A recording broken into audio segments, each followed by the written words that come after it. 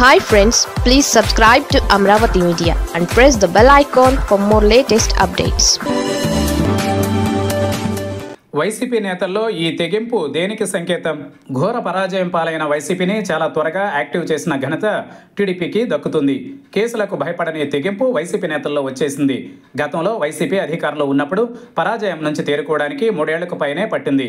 కానీ నారా లోకేష్ పుణ్యమా అని తెగిస్తే ఏమవుతుంది? మహా అయితే కేసులు పెడతారు, అంతే కదా అనుకునే పరిస్థితి వచ్చింది. మళ్ళీ తమ ప్రభుత్వం 4 ఏళ్లలో రాబోతోందని ధీమా వైసీపీలో తెగింపు రావడానికి ప్రధాన కారణంగా కనిపిస్తోంది. గతంలో చంద్రబాబు ఇంటిపై దాడికి సంబంధించి మాజీ మంత్రి జోగి రమేష్ను సిఐడి అధికారులు పిలిచి విచారించారు. కొంతకాలం సైలెంట్గా ఉన్న జోగి రమేష్ ఇప్పుడు హెచ్చరించే వరకు వచ్చారు. మళ్ళీ తమ ప్రభుత్వం రాబోతోందని, అప్పుడు ఒక్కొక్కరి అంతు చూస్తామని బహిరంగంగానే హెచ్చరించారు. ఈ రకమైన రాజకీయ వాతావరణం గ్రామస్థాయిలో కూడా కనిపిస్తోంది.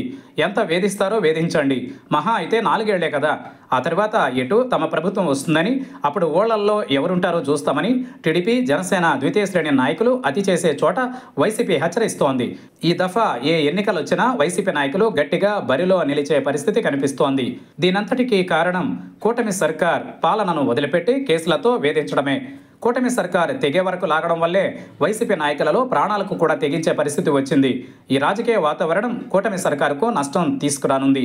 వైసీపీ 11 సీట్లకు పడిపోయి కోలుకోలేని స్థితిలో ఉండగా నిద్ర లేపడానికి తామున్నాం కదా అన్నట్టుగా మంత్రి లోకేష్ వ్యవహార శైలి ఉందన్న విమర్శను కొట్టిపారేయలేం. రాజకీయంగా పోగొట్టుకోవడానికి ఇక వైసీపీ వద్ద ఏమీ లేదని తెలిసి కూడా ముఖ్యంగా సీఎం చంద్రబాబు, మంత్రి నారా లోకేష్ అతితో అసలుకే ముప్పు పొంచి ఉంది.